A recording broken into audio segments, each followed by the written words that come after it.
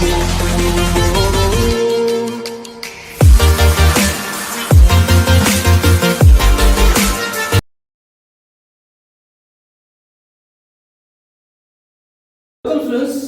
आज ये पार्ट 2 में फर्स्ट हम लोग डिस्कस करेंगे जो प्लेन मिरर होते हैं, जो घर में हम लोग नॉर्मली यूज करते हैं। तो प्लेन मिरर होता है, उसके जो प्रॉपर्टीज होते हैं।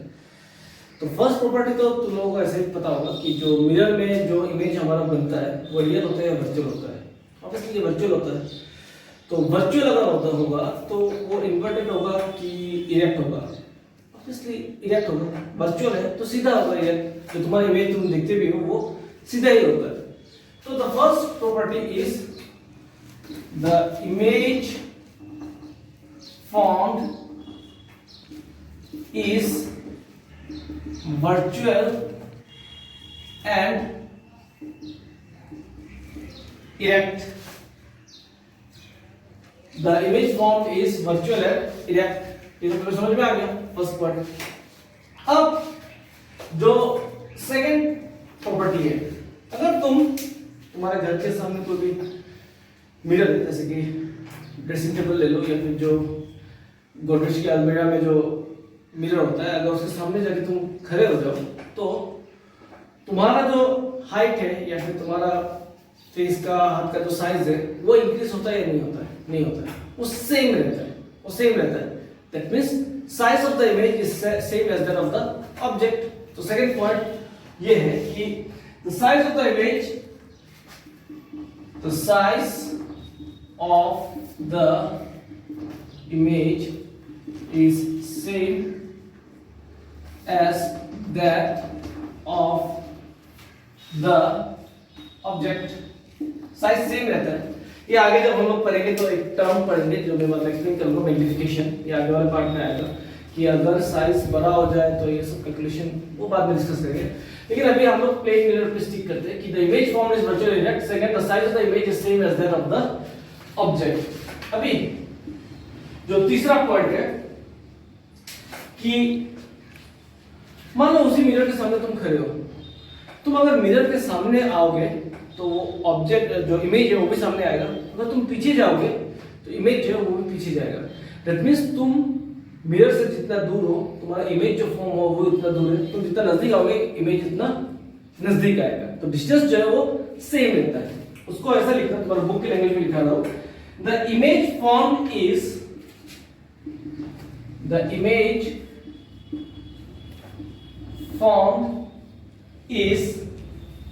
as far behind the mirror as far behind the mirror as far behind the mirror as the object is in front of it।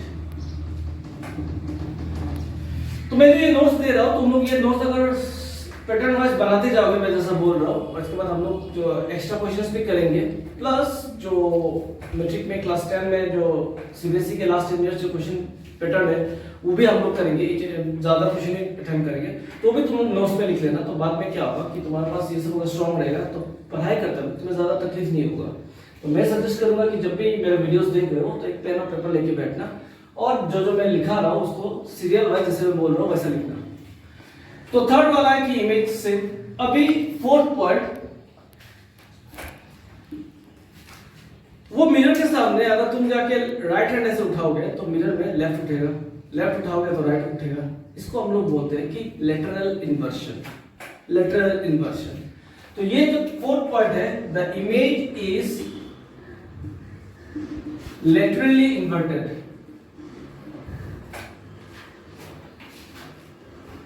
Laterally inverted. तो इमेज होता है वो लेटरली इन्वर्टेड होता है। तो ये है 4 पॉइंट जिसको मैंने एक्सप्लेन कर दिया। तुमने अगर लिख भी लिया हो कि जो प्लेन मिरर है उसके ये 4 प्रॉपर्टीज होता है। अभी हम लोग पढ़ेंगे नेक्स्ट पार्ट, जो सबसे इंपॉर्टेंट पार्ट है वो है स्फेरिकल मिरर। तो हेडिंग लिख लो तुम लोग, स्फेरिकल मिरर।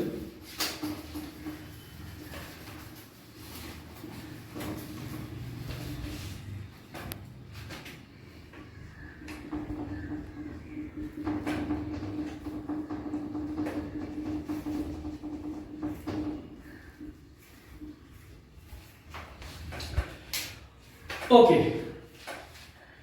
स्फेरिकल मिरर पढ़ने से पहले इसमें बहुत सारे टर्म्स आते हैं। स्फेरिकल मिरर के साथ बहुत सारे टर्म्स आते हैं, उस टर्म्स को समझना पड़ेगा पहले। अगर वो टर्म्स हम लोगों ने समझ लिया तो ये इजी हो जाएगा कि सब समझना कि कितने टाइप ऑफ स्फेरिकल मिरर होते हैं, ऐसा। तो स्फेरिकल मिरर शायद तुम लोगों ने सुन रखा होगा, तुमने अर्लियर क्लासेस में पढ़ा है कि दो टाइप का होता है, कॉनकेव और कॉन्वेक्स। अच्छा, मैं एकदम बिगिनिंग से स्टार्ट करता हूं। मान लो एक स्फीयर है। स्फीयर क्या होता है मालूम है ना? स्फीयर एक सर्कल नहीं होता है। सर्कल एक 2D ऑब्जेक्ट है जो हम लोग ड्रॉ कर सकते हैं। स्फीयर को हम लोग ड्रॉ नहीं कर सकते। हाँ, वो थोड़ा विजुअलाइजेशन ऐसा दिखा सकते हैं कि ऐसा ऐसा ऐसा है। स्फीयर किसको बोलते हैं? जैसे एक बॉल है। एक बॉल जो है, क्रिकेट का जो बॉल है या फिर मान लो एक फुटबॉल है, वो है एक स्फीयर, एक पूरा स्फीयर। वो सर्कल नहीं है। Sphere is different from circle. Circle 2D object है, स्फीयर जो है वो 3D है। तो एक स्फीयर है। अभी स्फीयर का जो ये पार्ट है, ये वाला पार्ट, मान लो इसको काट के अलग कर दिया और इस वाले पार्ट को कट करके अलग कर दिया। तो अलग करने के बाद ये वाला जो पार्ट होगा ऐसा आएगा कुछ, ये वाला जो पार्ट आएगा कुछ ऐसा आएगा। अगर ध्यान से तुम विजुलाइज करो तो ये जो पार्ट है ये कुछ ऐसा आएगा, ऐसा आएगा। इधर भी कुछ, शायद मैं ठीक से ड्रॉ नहीं कर पा रहा हूँ, let me try again. Drawing मेरा कुछ इतना खास नहीं है। ये वाला पार्ट यहाँ पे ऐसे एक सर्कल टाइप होगा। अगर तुम विजुलाइज कर रहे हो, बॉल को अगर ऐसे साइड से काटोगे तो बॉल जो होगा वो ऐसा आएगा, फिर इधर ऐसा आएगा। अगर हम कट करेंगे तो ये जो पार्ट है, हम लोग जब रेड डायग्राम बनाएंगे या ये सब करेंगे तो इसको सिर्फ ऐसे ही रिफर करेंगे और इसको भी जो है ऐसे रिफर करेंगे। लेकिन मैं एक चीज यहाँ पे बोल देना चाहता हूं, ये जो पार्ट है इसके बारे में हम उतना डिस्कस नहीं करेंगे, यहाँ एक क्लास में डिस्कस होगा। इस पार्ट को हम लोग बोलते हैं लीनियर एपर्चर। इसको हम लोग बोलते हैं लीनियर एपर्चर। तो ये लीनियर एपर्चर जो है उसको हम लोग उतना डिस्कस नहीं करेंगे। हम लोग सिर्फ ये वाले शेप को डिस्कस करेंगे कि यहां से कट किया तो ये वाला शेप, यहां से कट किया तो ये वाला शेप। तो ये जो शेप है इसको हम लोग बोलते हैं कॉनकेव, और ये जो शेप है इसको बोलते हैं हम लोग कॉन्वेक्स। तो ये तो पूरा एक स्फेरिकल मिरर है, उससे काटा तो ये बन गया क्या? कॉनकेव मिरर, और ये बन गया क्या? Convex mirror. अब ध्यान से देखो, ये जो स्फीयर है इसका सेंटर कहां पे होगा? यहां होगा इसका सेंटर। तो अगर हम इसको काट के अलग अलग कर देंगे तो इस पार्ट का सेंटर ऑफ कर्वेचर किस तरफ आएगा? इस तरफ आएगा। तो इसका मान लो ये लाइन है, ये आ गया इसका सेंटर। तो ये जो सेंटर सी जो मैंने लिखा है इसको हम लोग बोलते हैं सेंटर ऑफ कर्वेचर। अब कॉनकेव मिरर का सेंटर ऑफ कर्वेचर इस तरफ आएगा, लेकिन कॉन्वेक्स का देखो, कॉन्वेक्स का इस तरफ आएगा। ये सेंटर जो है वो इस तरफ है। तो ये बन गया इसका सेंटर ऑफ कर्वेचर, मान लो यहां पे। अभी एक चीज एकदम दिमाग में उतार लो, इमेज तो हम लोग स्फेरिकल मिरर के अंदर नहीं डालेंगे, इमेज हमेशा यहां पे होगा। सॉरी, ऑब्जेक्ट तो हम इसके अंदर नहीं डाल सकते, ऑब्जेक्ट हमेशा सामने होगा। तो हमेशा मिरर के इस पार्ट को, लेफ्ट हैंड साइड को हम लोग फ्रंट मानते हैं और उस साइड को हम लोग बैक मानते हैं। तो जो हम लोग ऑब्जेक्ट पुट करेंगे इमेज मिरर के सामने, वो हमेशा इस तरफ पुट करेंगे। कॉनकेव हुआ तो यहां, कॉन्वेक्स हुआ तो यहां, हमेशा ऑब्जेक्ट यहां पे पुट करेंगे। अब कुछ टेक्निकल टर्म्स है, उन सब का डेफिनेशन भी तुम लोगों को चाहिए होगा, जरूरी है। जैसे कि स्फीयर क्या है, स्फेरिकल मिरर क्या है, ये तो मैंने तुम लोगों को बोल दिया, इसको डेफिनेशन भी अभी दूंगा। ये सेंटर ऑफ कर्वेचर है, ये भी क्या है मैंने बोल दिया, सेंटर ऑफ कर्वेचर का डेफिनेशन दूंगा। ये जो लाइन है, इस लाइन को हम लोग बोलते हैं प्रिंसिपल एक्सिस। इस लाइन को हम लोग बोलते हैं principal axis, PAL। I think तुम लोगों को पता है पीए और पीएलई का डिफरेंस क्या है।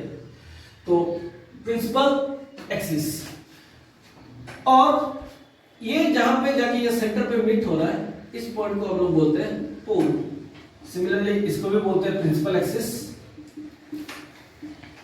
प्रिंसिपल एक्सिस, और ये जो पॉइंट है इस पॉइंट को हम लोग बोलते हैं पोल। इसके बाद वाले पार्ट पे हम लोग ये रे डायग्राम बनाना सीखेंगे, तो मैं सिखा दूंगा कि कैसे इस मिरर को बनाते हैं, कैसे पोल बनाते हैं एंड ऑल, ये सब मैं सिखा दूंगा। अब सिर्फ जान के रखो। अब आता है इंपॉर्टेंट पॉइंट। तो ये तुमने प्रिंसिपल एक्सिस क्या है समझ लिया, पोल क्या है समझ लिया, अभी ये भी समझ लिया होगा कि centre of curvature concave mirror का इस तरफ क्यों आता है, कॉन्वेक्स मिरर का इस तरफ क्यों आता है, ये भी समझ में आ गया होगा। और ये मैंने बोल के रखा था, ये लीनियर अपर्चर है, ये भी तुम लोगों ने जस्ट साइड में लिख के रख दो, अच्छा रहेगा। अभी मैं ये रब कर देता हूं। अभी एक इंपॉर्टेंट पॉइंट जो है वो मैं बताने जा रहा हूं। एक मिरर में ऐसा देखा गया, तो मैं स्टोरी से उसको पहले समझा देता हूं तो जाकर तुम समझोगे। देखना बहुत सारे मूवीज में या फिर डॉक्यूमेंट्री में दिखाते हैं कि जो ये लेंस होता है, इस लेंस से उसके थ्रू, सनलाइट के थ्रू आग लगाया जा सकता है, ठीक है, फायर। तो ये कैसे होता है? तो ऐसा देखा गया कि कॉन्केव मिरर में जब parallel beam of light in बहुत सारे रेज जब आके रिफ्लेक्ट करते हैं, वो एक ही पॉइंट से पास होते हैं, एक सिंगल पॉइंट है उसी से पास होता है। ये तुम्हारे बुक में जैसे एग्जांपल दिया हुआ है कि एक मिरर है, कॉन्केव मिरर है, उसको ऐसे सन के सामने ऐसा रखा, तो सन का लाइट आके रिफ्लेक्ट होकर मान लो पेपर में गिर रहा है, तो उस पेपर में अगर गौर से देखोगे तो एक पॉइंट में जो व्हाइट कलर है वो थोड़ा ब्राइट है, बाकी में रिफ्लेक्ट हो रहा है वो सनलाइट, लेकिन एक पॉइंट में ब्राइट है। और अगर वो पेपर थोड़ा ड्राई है और सिंगल पेपर है, तो कुछ देर बाद अगर ऐसे रखते जाओगे तो वहां पे आग लग जाएगा। क्यों एक ही पॉइंट पे जाके सब रिफ्लेक्ट हो रहे हैं, रिफ्लेक्ट होकर इसी पॉइंट पे क्यों जा रहे हैं? क्योंकि ये एक प्रॉपर्टी है मिरर का कि जो पैरेलल बीम ऑफ लाइट है वो आफ्टर रिफ्लेक्शन एक ही पॉइंट पे जाके रिफ्लेक्ट करते हैं, और उस पॉइंट को नाम हम लोग देते हैं फोकस। उस पॉइंट का नाम देते हैं हम लोग फोकस। एक चीज जो स्टूडेंट बहुत ज्यादा गलती करते हैं, फोकस और फोकल लेंथ डिफरेंट है, फोकल लेंथ और फोकस डिफरेंट है। फोकस है ये पॉइंट, ये जो पॉइंट जहां पे जाके सब रिफ्लेक्ट हो रहा है, तो सब रिफ्लेक्ट हो रहा है, तो देखो ये कन्वर्जिंग है, ये डाइवर्जिंग है। एक पॉइंट ऐसा है, सब रिफ्लेक्ट होने के बाद इसी तरफ आ रहा है, तो ये कन्वर्ज हो रहा है। अब कन्वर्ज अभी इस पॉइंट पे मिला, तो इस पॉइंट का नाम मैंने क्या बोल दिया? फोकस। मैंने नहीं बोला, ये है फोकस। अब ये जो पोल है, यहाँ पे पोल होता है, मैंने तुमको बताया था, पोल से लेके जो ये फोकस का डिस्टेंस है, ये पोल से लेके जो ये डिस्टेंस है, उस डिस्टेंस को हम लोग बोलते हैं फोकल लेंथ। ये जो पॉइंट है, इस पॉइंट को हम लोग बोलते हैं फोकस, और ये पोल से लेके जो फोकस का डिस्टेंस है उसको बोलते हैं हम लोग फोकल लेंथ। तो अब देखो, इसमें मैंने जैसे बोला कि सब रिफ्लेक्ट करने के बाद एक ही तरफ सब कन्वर्ज होते हैं, तो इसलिए इस मिरर को हम लोग बोलते हैं कॉन्वर्जिंग मिरर। गौर से देखो, ये कौन सा मिरर है? ये कॉन्केव मिरर है। सिमिलरली कॉन्वेक्स में क्या होगा? कॉन्वेक्स में ये ऐसा रेस ऑफ लाइट आएगा, आगे ये हम लोग ऐसा देते हैं कि ये पॉलिश पार्ट है, लाइट उधर नहीं जा सकता, ये पॉलिश पार्ट है लाइट, तो ऑब्वियसली ये आगे इधर टकरा के अंदर तो नहीं जा सकता, ये रिफ्लेक्ट हो जाएगा, जितना भी बना वो रिफ्लेक्ट हो जाएगा। लेकिन सॉरी इंटरसेक्ट नहीं करेगा, ऐसे रिफ्लेक्ट हो जाएगा। लेकिन अगर इसको हम लोग ऐसा वर्चुअली एक्सटेंड करें तो जाके दिखेगा कि ये सब एक ही पॉइंट से डाइवर्ज हो रहा है, और वो पॉइंट क्या है? वो पॉइंट है उस कॉन्वेक्स मिरर का फोकस। और इस पॉइंट से देखोगे तो ऐसा लगेगा कि यहाँ पे ऐसा है और यहाँ से सब ऐसा जा रहा है, दूर दूर जा रहा है। तो जब दूर दूर जाता है एक पॉइंट से, तो उसको हम क्या बोलते हैं? डाइवर्जिंग। तो इसीलिए कॉन्वेक्स मिरर को हम लोग क्या बोलते हैं? Diverging mirror. ये कॉनकेव और ये है कॉन्वेक्स। तो ये पार्ट में मैंने एक्सप्लेन करने का कोशिश किया कि फोकस क्या है, और पोल से लेके जो फोकस का डिस्टेंस होता है, यहाँ पे पोल से लेके जो फोकस का डिस्टेंस होता है उसको हम लोग बोलते हैं फोकल लेंथ। तो ये जो डिस्टेंस है ये है फोकल लेंथ, और ये जो डिस्टेंस है ये है फोकल लेंथ। तो ये जो हमारा ओरिजिनल जो मिरर बनाया है, इधर आएगा फोकस, ये जो फोकस है वो इधर आएगा, इधर में इधर आएगा। तो एक चीज देखने को ये मिला है कि ये जो डिस्टेंस है पोल से लेके फोकस और सेंटर ऑफ कर्वेचर से लेके फोकस का जो डिस्टेंस है ये दोनों सेम है, ये दोनों सेम है। अगर मैं फोकल लेंथ को f रिप्रेजेंट कर लूं, स्मॉल लेटर f, और ये पोल से लेके c को, जिसको हम लोग बोलते हैं रेडियस ऑफ कर्वेचर, इसको अगर मैं r ले लूं तो इतना डिस्टेंस f फिर इतना डिस्टेंस फिर f, तो f प्लस f कितना हो जाएगा, ट्वाइस f। तो जो रिलेशन है, जो इक्वेशन आता है वो ये आता है कि radius of curvature is equals to twice of focal length. ये डिस्टेंस का डबल होता है रेडियस ऑफ कर्वेचर। तो फार्मूला क्या आता है, r equals to twice f, या फिर और एक फार्मूला आता है 2 को अगर उधर भेज दिया तो focal length equals to radius of curvature by 2। तो ये तो इंपॉर्टेंट फार्मूला है। तो यहाँ पे मैंने बहुत घिची-मिची कर दिया है, लेकिन हर पॉइंट को अच्छे से कॉपी में उतार लेना, तो क्या होगा कि सब चीज का बेसिक डिटेल जो तुम्हारे पास रहेगा, इसके बाद न्यूमेरिकल्स करने में जो हम लोग साइन कॉम्बिनेशन सीखेंगे उसमें ज्यादा प्रॉब्लम नहीं होगा। तो ये है फोकस। फोकस मैंने बोला कि पैरेलल जाने के बाद फोकस से पास होता है, तो इसलिए इसको, और वो जो डिस्टेंस है पोल से लेके फोकस, उसको हम लोग बोलते हैं फोकल लेंथ।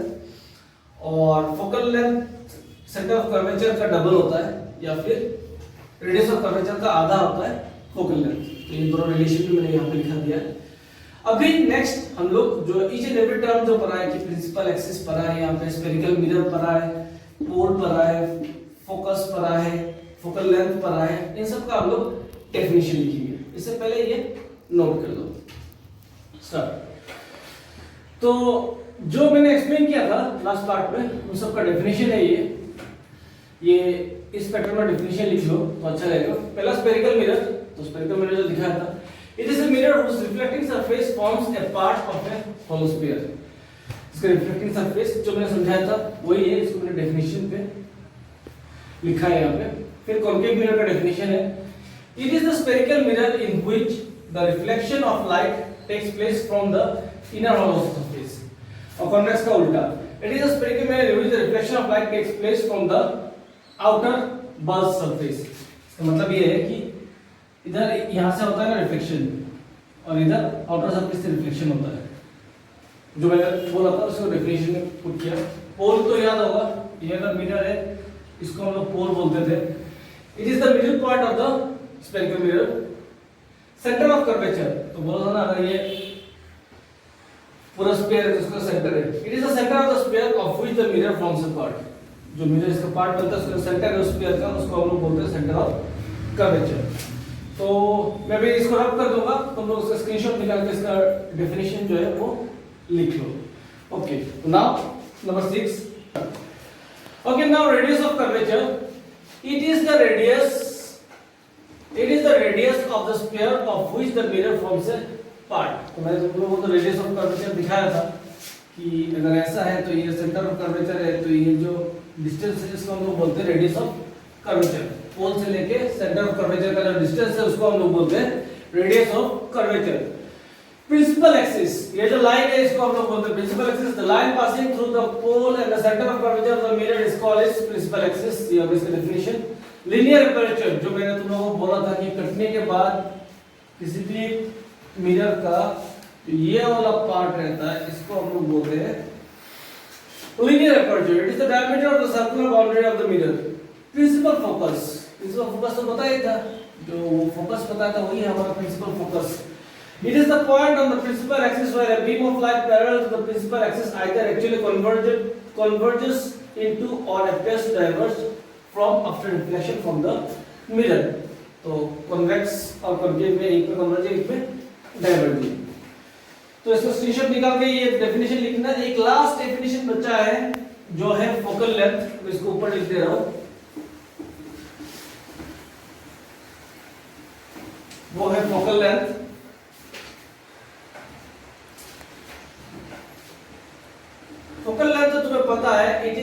distance,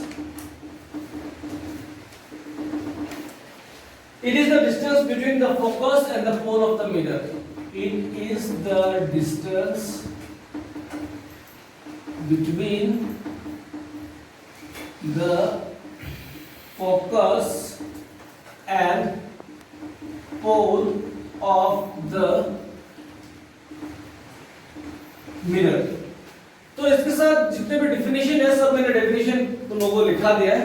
अभी जो मैंने एक्सप्लेन किया था पहले, इन सारे टर्म्स को जो एक्सप्लेन किया था, जब तुम लोग एक बार लिख लोगे ये सब डेफिनेशन, इसके बाद वो वाला चीज फिर से अगर मैं लिखा हुआ है तो अच्छी बात है, नहीं तो वो वीडियो में वो सारे पार्ट फिर से देखना। सब जो टर्म्स है ये टर्म्स तुम्हें समझ में आ जाएगा, और ये टर्म समझना बहुत ही जरूरी है इस चैप्टर में। अगर तुम्हें परफेक्शन लाना है तो ये सब टर्म का जो एक्चुअल मीनिंग है वो विजुअलाइज दिमाग में करना बहुत ही ज्यादा जरूरी है। तो इसके साथ तुम्हारा जो भी डेफिनेशंस है वो तो सब यहाँ पे हो गया है। स्टार्ट। ओके स्टूडेंट्स, ये डेफिनेशंस तो सब हो गया। अभी जो रिफ्लेक्शन का जो रेज जो रिफ्लेक्ट होते हैं वो मिरर में रिफ्लेक्ट होने के बाद किस डायरेक्शन से रिफ्लेक्ट होते हैं उसका 3-4 लॉज है, एक्चुअली प्रिसाइज 4 लॉज है जो आप लोगों को समझना बहुत ज्यादा इंपॉर्टेंट है, तभी जाके आप लोग रे डायग्राम बना पाओगे। पहला वाला, फर्स्ट वन मैं लिखूंगा, लिखने के बाद इसको रब करके फिर दूसरा वाला बनाऊंगा, तो एक ही में मैं सब बना दूंगा, तुम लोग सब अलग अलग बनाना। ये एक कॉन्केव मिरर है, ये प्रिंसिपल एक्सिस है, ये इसका फोकस है और ये इसका सेंटर ऑफ कर्वेचर है।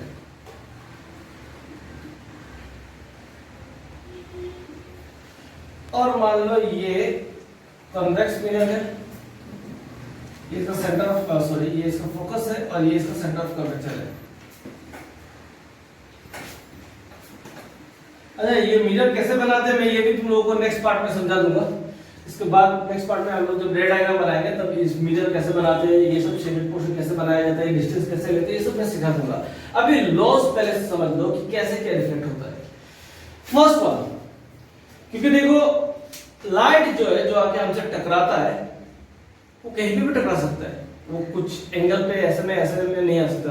तो इन जनरली कोई भी लाइट 4 तरीके से आके मिरर में टकरा सकता है, वो चारों तरीके हम लोग यहाँ पर करेंगे। पहली कंडीशन, मान लो लाइट पैरेलली आके टकराया, मान लो लाइट आके ऐसे पैरेलली टकराया, तो मिरर में जब भी एक रे ऑफ लाइट पैरेलली आके टकराएगा तब वो, ये तो पहले ही बोल चुका हूं मैं, फोकस से पास होगा।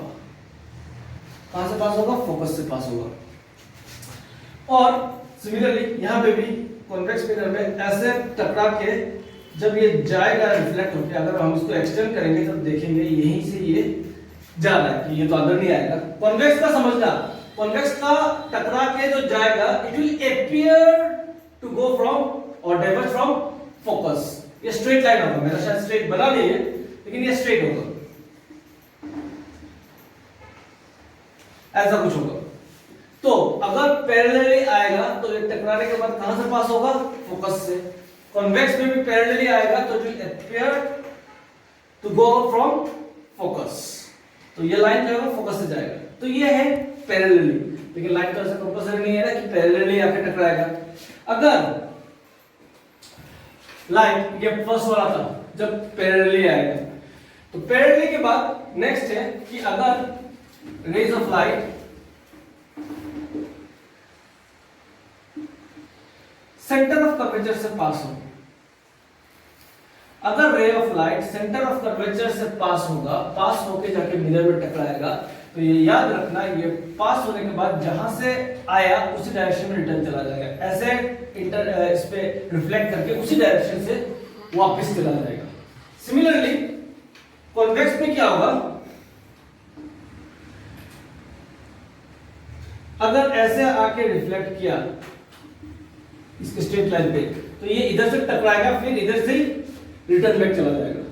तो पहले मैंने क्या बोला?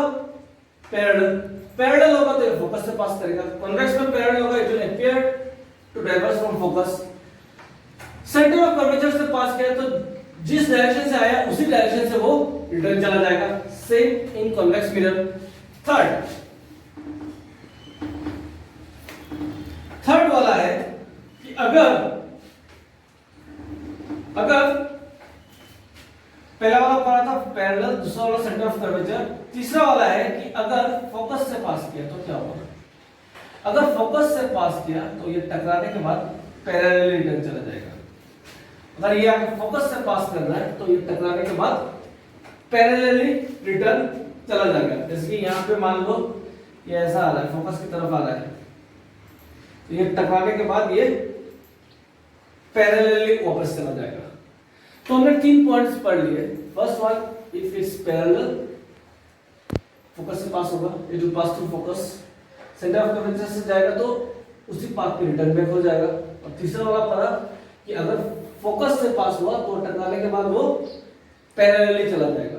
तो 3 इंपॉर्टेंट, इसी 3 से हम लोग रे डायग्राम बनाएंगे। एक चौथा भी है जो मैं रे डायग्राम यूज करने को बनाते वक्त अवॉइड करता, यूज नहीं करता क्योंकि उसमें बहुत सारे एंगल्स मिलाना पड़ता है, लेकिन जानना तुम्हारे लिए जरूरी है कि क्या होता है।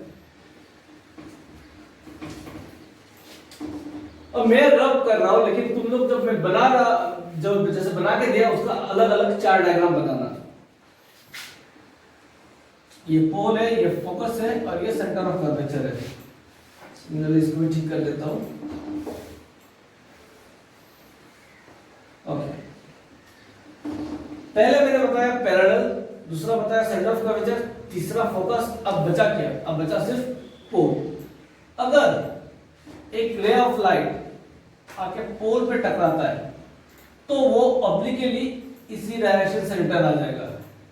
ये जाके ऐसे टकराएगा और इसी डायरेक्शन में ये रिटर्न आ जाएगा और ये जो दो एंगल होगा वो इक्वल होगा।